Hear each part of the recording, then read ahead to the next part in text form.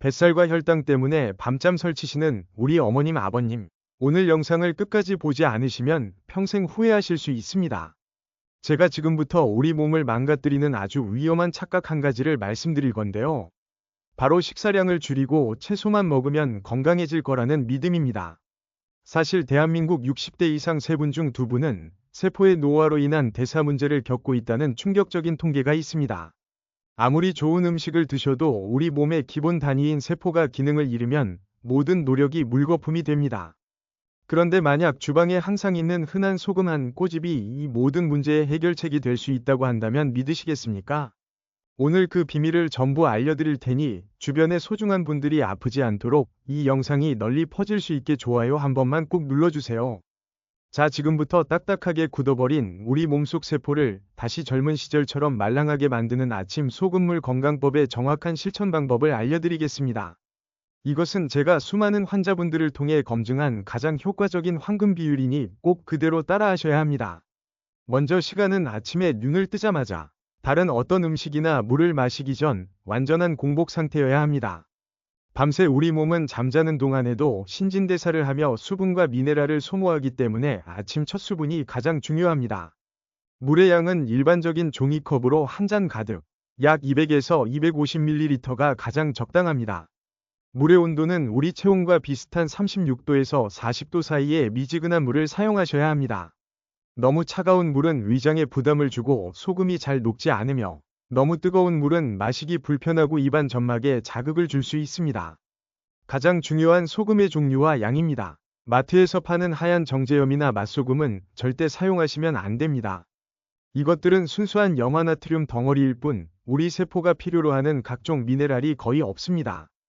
반드시 칼슘, 마그네슘, 칼륨 등이 풍부한 국산 천일염이나 히말라야 핑크솔트 또는 용융소금을 사용하셔야 합니다.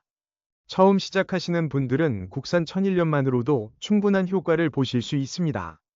소금의 양은 티스푼의 4분의 1 정도, 무게로는 약 1g에서 2g 사이가 황금 비율입니다. 하지만 처음 시작하시는 분들은 이보다 훨씬 적은 양, 쌀알 몇 개 정도의 아주 적은 양으로 시작해서 우리 몸이 적응할 시간을 주어야 합니다. 소금을 컵에 넣고 잘 저어 완전히 녹인 후 마시는 방법도 매우 중요합니다. 한 번에 벌컥벌컥 마시는 것이 아니라 한 모금 입에 머금고 혀로 입안 전체를 헹구듯이 3초 정도 굴린 다음 천천히 삼키세요. 입안 점막을 통해서도 미네랄이 일부 흡수되고 침샘을 자극하여 소화효소 분비를 돕는 아주 중요한 과정입니다. 이렇게 종이컵 한 잔을 30초 정도의 시간을 들여 천천히 음미하며 드시는 것이 좋습니다. 이 습관을 매일 아침 같은 시간에 반복하는 것이 핵심입니다. 우리 몸은 규칙적인 리듬을 좋아하기 때문에 알람을 맞춰두고 매일 꾸준히 실천하시면 몸이 변화에 더 잘 적응하고 효과를 극대화할 수 있습니다. 하지만 이 방법이 절대적으로 위험한 분들도 계시니 계속 시청하셔서 꼭 확인하셔야 합니다. 이 정보가 유용하다고 생각되시면 더 많은 분들이 알 수 있도록 공유해 주시고 구독도 잊지 말아주세요. 제가 아무리 소금물이 몸에 좋다고 강조해도 이 방법을 절대로 시도해서는 안 되는 분들이 분명히 계십니다.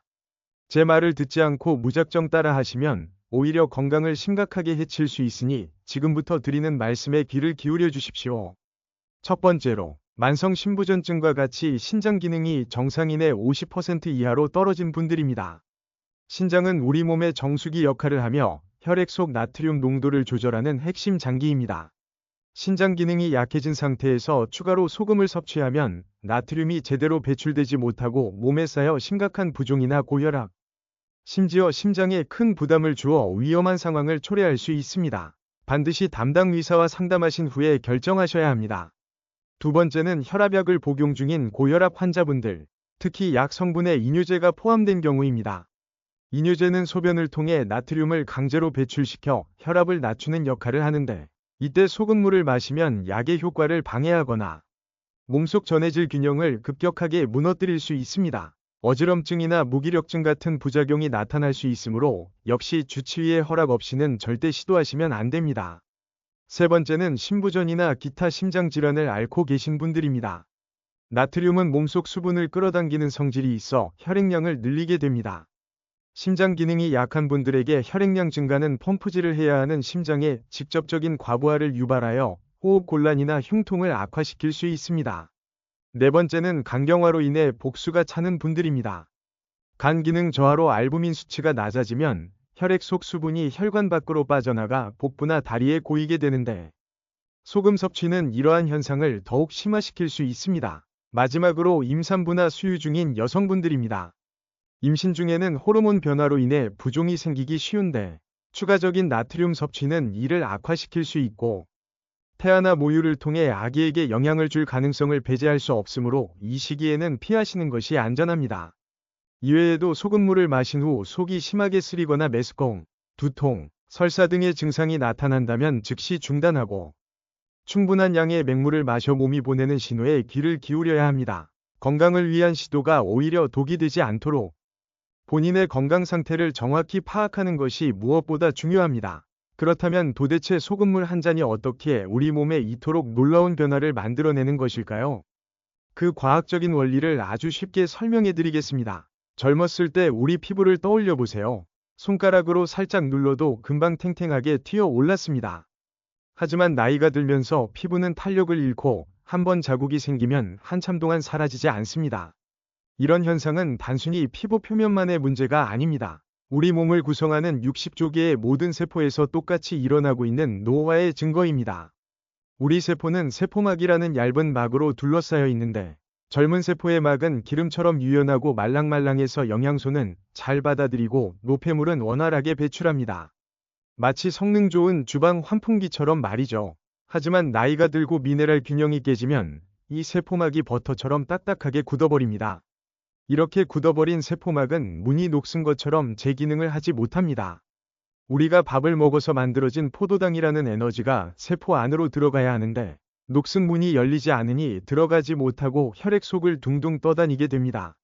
이것이 바로 혈당이 높아지고 당뇨가 생기는 근본 원인입니다. 그리고 갈 곳을 잃은 이 포도당들은 결국 우리 몸의 인슐린에 의해 지방으로 바뀌어 차곡차곡 뱃살로 쌓이는 것입니다. 아무리 식사량을 줄여도 뱃살이 빠지지 않는 이유가 바로 여기에 있습니다.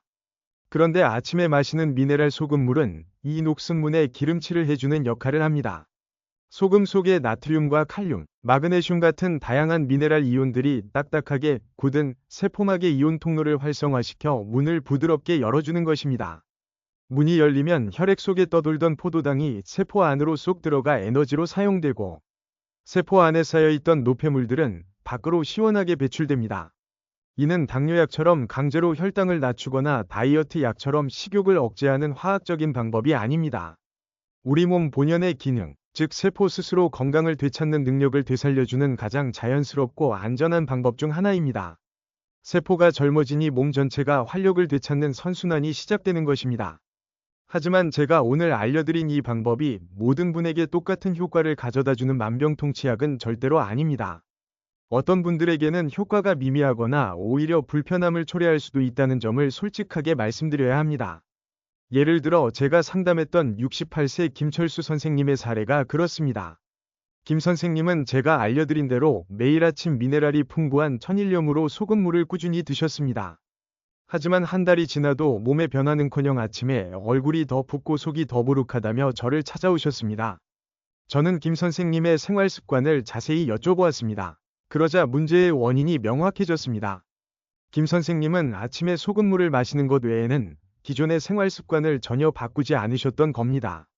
저녁마다 친구분들과 술을 거하게 드시는 것은 물론 잠들기 전에는 거의 매일같이 라면이나 치킨 같은 고염분 야식을 즐기셨습니다. 운동은 숨쉬기 운동 외에는 전혀 하지 않으셨고요. 이런 상황에서 아침 소금물 한 잔은 어떤 의미였을까요? 이미 과도한 나트륨과 칼로리로 지쳐있는 몸에 소금을 추가로 더하는 셈이 된 것입니다. 몸은 넘쳐나는 나트륨을 처리하지 못해 수분을 더 끌어안게 되었고 이것이 아침 부종으로 나타난 것입니다. 혈당 역시 마찬가지였습니다. 밤늦게 먹은 탄수화물 폭탄으로 인해 밤새 치솟은 혈당을 아침 소금물 한 잔이 감당하기에는 역부족이었습니다. 이 사례는 우리에게 중요한 교훈을 줍니다. 아침 소금물은 우리 몸을 정상 궤도로 되돌리는데 도움을 주는 아주 훌륭한 보조수단이지만 나쁜 생활 습관이라는 거대한 흐름 자체를 거스를 수 있는 마법의 약은 아니라는 사실입니다. 망가진 댐이 작은 구멍 하나를 막는다고 해서 홍수를 막을 수는 없는 것과 같은 이치입니다. 따라서 소금물의 효과를 제대로 보시려면 최소한의 건강한 생활 습관을 병행하려는 노력이 반드시 필요합니다. 그렇다면 아침 소금물 섭취가 어렵거나 더 나아가 생활 속에서 세포 건강을 지킬 수 있는 다른 대안은 없을까요? 당연히 있습니다. 우리 식탁과 일상 속에 숨어 있는 아주 간단하고 효과적인 방법들을 몇 가지 알려드리겠습니다. 첫 번째는 미네랄이 풍부한 자연식품을 충분히 섭취하는 것입니다. 소금물의 핵심 원리가 미네랄 공급인 만큼 음식을 통해 미네랄을 보충하는 것은 매우 중요합니다. 특히 마그네슘은 우리 몸의 300가지가 넘는 효소 반응에 관여하며 세포막을 안정시키는 데 필수적입니다. 시금치나 케일 같은 짙은 녹색 잎채소, 아몬드나 호박씨 같은 견과류, 그리고 두부나 검은 콩에 마그네슘이 풍부합니다. 또한 칼륨은 나트륨과 균형을 이루며 혈압을 조절하고 세포 내 수분량을 유지하는 역할을 합니다. 칼륨은 바나나, 아보카도, 고구마 등에 많이 들어 있습니다. 식사하실 때 이런 음식들을 의식적으로 챙겨 드시는 것만으로도 큰 도움이 됩니다. 두 번째는 식후 10분 걷기입니다. 식사 후 혈당이 가장 많이 오르는 30분에서 1시간 사이에 가볍게 10분만 걸어보세요. 걷기 운동은 우리 몸에서 가장 큰 포도당 소비 기관인 허벅지 근육을 사용하게 만들어 혈액 속 포도당을 에너지원으로 빠르게 소모시킵니다. 이는 인슐린의 부담을 덜어주고 혈당 스파이크를 막아주는 아주 효과적인 방법입니다.